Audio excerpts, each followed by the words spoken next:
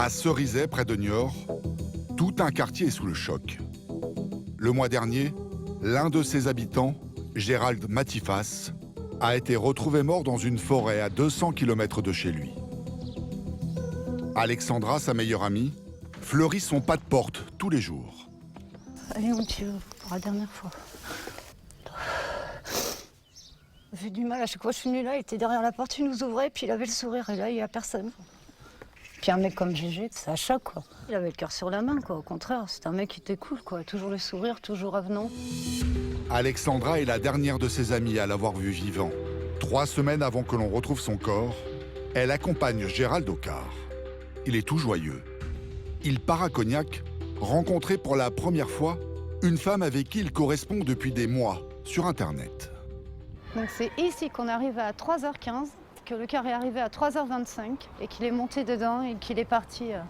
Il partait en confiance, hein, d'une certaine manière.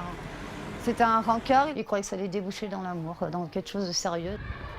Mais le week-end en amoureux tant attendu ne va pas vraiment se dérouler comme son ami l'espère.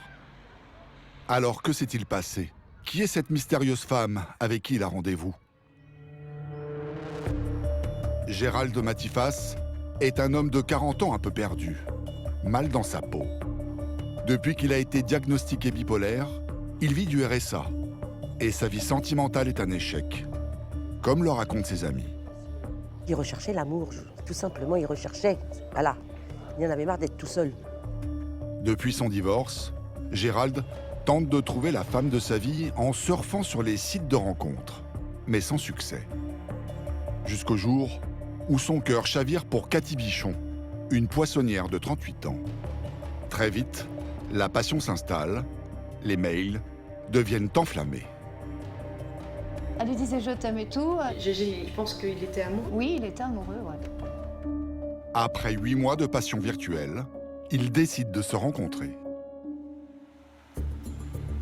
Le vendredi 5 avril, Gérald Matifas prend ce car pour Cognac. 200 km et 6 heures de périple plus tard, il arrive chez Cathy Bichon. Seulement, sa dulcinée n'est pas seule. Elle a invité 2 copains. Dans son appartement, la soirée paraît tendue. Ok, tu prends combien de sucre dans ton café? Ça marche. C'est ce que nous expliquent ses meilleurs amis, Kevin et Alexandra. Il m'a appelé sur les coups de 22h30, 23h. Il me dit oui Alex, je suis avec Cathy et un mec avec qui qu'elle avait fait venir chez elle, un mec de 41 ans qui sortait de prison et tout.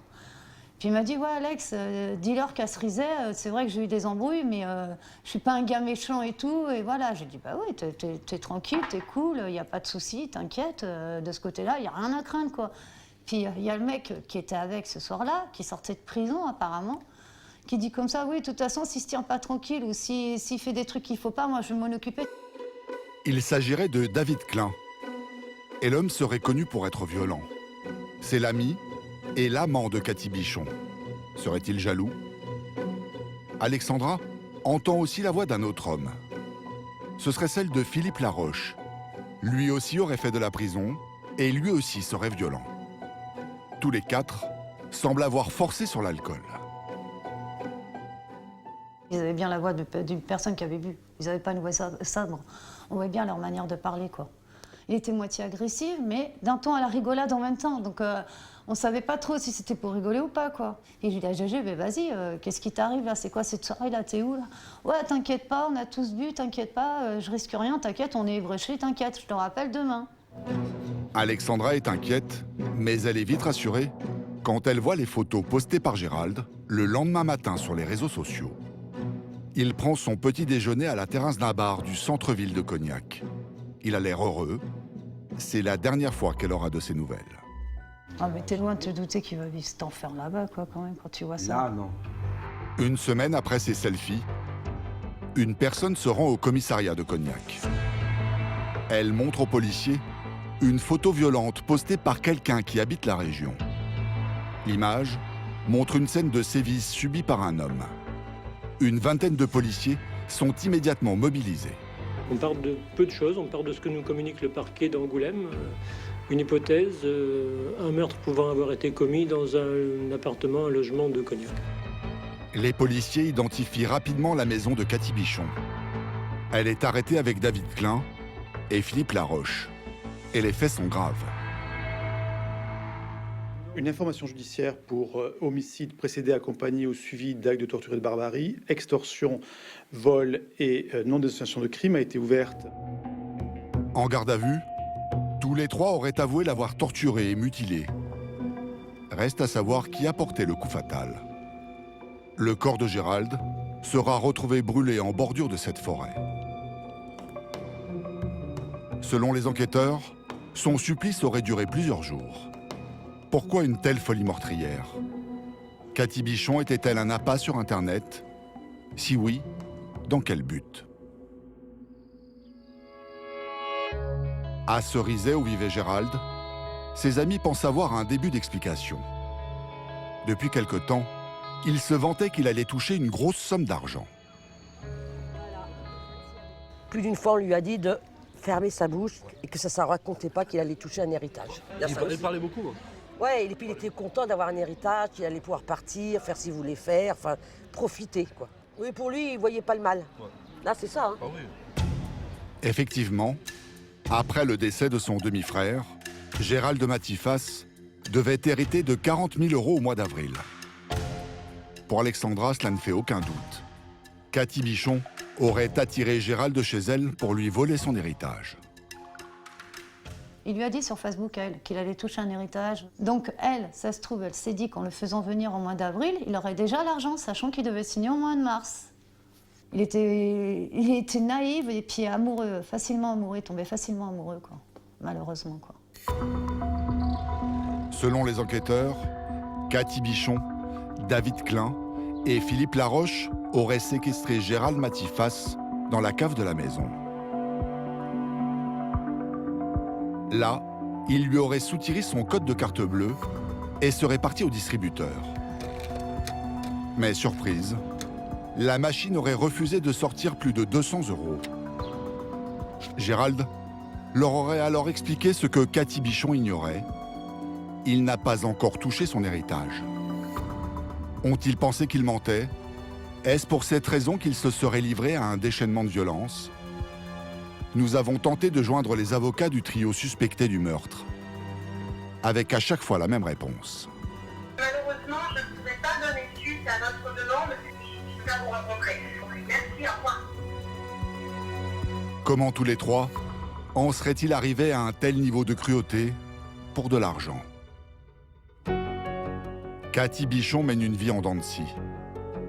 Maman de 4 enfants, elle en aurait perdu la garde car elle préférerait faire la fête plutôt que de les éduquer. Mais pas seulement. Comme nous le raconte sa meilleure amie, Vanessa. Elle n'était pas souvent sobre. Hein. Même, je crois qu'elle buvait même quand elle était enceinte. Alcoolisée, elle pouvait insulter les hommes. Elle était très méchante avec les hommes.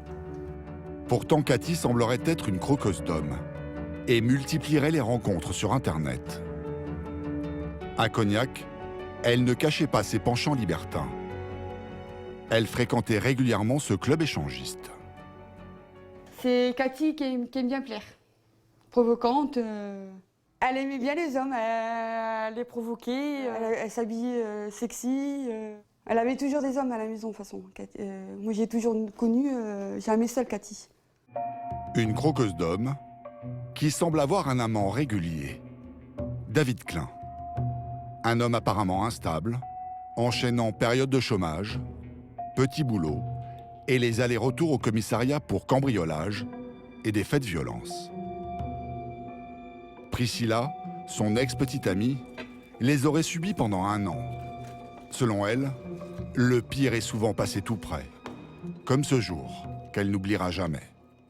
Donc il est arrivé dans la cuisine, on était en train de s'engueuler, et là il a pris le couteau, il m'a bousculé, il m'a mis à terre, il me l'a mis sous la gorge, puis même collé, hein, c'était pas... C'est un couteau de traiteur, donc oui, forcément, c'est des couteaux qui coupent bien, qui sont faits pour désosser des carcasses. Oui. Donc oui, ça fait peur, c'est terrifiant. Vous dites, il a juste un geste à faire et ça y est, c'est fini. Vous êtes saigné, quoi. Heureusement, ma petite voisine a frappé à la porte et est venue me secourir, on va dire. D'après elle, les disputes étaient souvent liées à des problèmes financiers. Il adore l'argent, lui, il faut qu'il s'achète toujours des trucs ou alors qu'il vole des trucs. Donc oui, il aurait été assez malin pour monter un plan pour l'estorquer, ça oui, il aurait pu le faire. Actuellement, il est interné dans une unité de soins psychiatriques. David Klein aurait été traumatisé par son interpellation qui a eu lieu devant son fils et sa fille. La mère de ses enfants, Laetitia, ne comprend pas comment son ex-mari aurait pu se transformer en bourreau. Selon elle, c'est un papa qui s'occupe bien de ses enfants.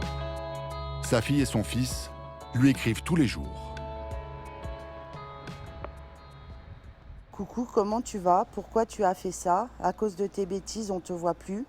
Tu aurais dû réfléchir avant de faire cette connerie. On viendra te voir au parloir. Je t'aime fort. Gros bisous, papa. Avec des petits cœurs. C'est mon devoir de mère de faire ça pour eux. Ils veulent écrire à leur papa. Donc, mon devoir est d'aller poster leur lettre pour que leur papa reçoive, quoi. En détention provisoire, Cathy Bichon et Philippe Laroche auraient fini par reconnaître le meurtre de Gérald Matifas. David Klein, quant à lui, même s'il reconnaît l'avoir frappé, nierait avoir porté le coup fatal. Le trio soupçonné du meurtre encourt la réclusion criminelle à perpétuité pour actes de barbarie, torture et assassinat.